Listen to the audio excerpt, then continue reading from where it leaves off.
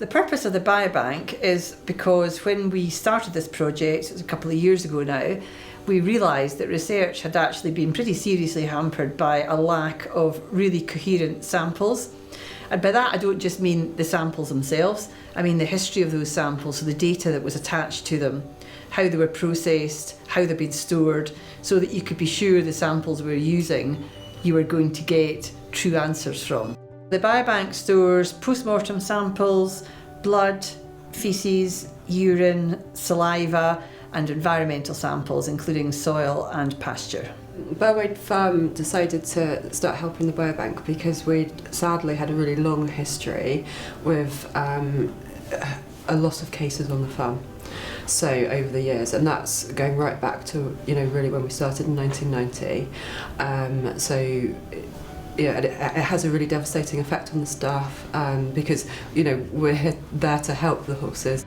As soon as the biobank was available, ourselves as the practice signed up with the sample kits available to all members of the practice. And I think this is such an important project that I think it's really important to actually get the word out there, to get clients engaged with the project, and I say that will provide us with huge samples moving forward for future research. So I think it's an invaluable project that we want everybody in the team to be involved in.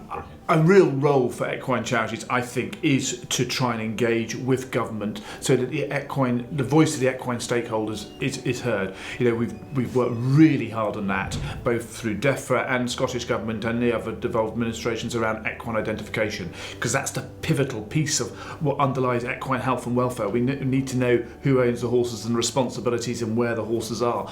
So I think there is a great opportunity. I think there is a growing recognition of the role of charities to be able to bring those stakeholder voices to government, because at the end of the day it's that where we can get that political change and then the policy change and then actually to the benefit of equine health and welfare across the country. The BHS decided to fund the biobank because we're interested in anything that helps the lives of horses in Scotland, the British Isles and beyond. And on top of that, we need horse owners and vets practices to use the biobank and to send us in samples, even if it's on suspicion.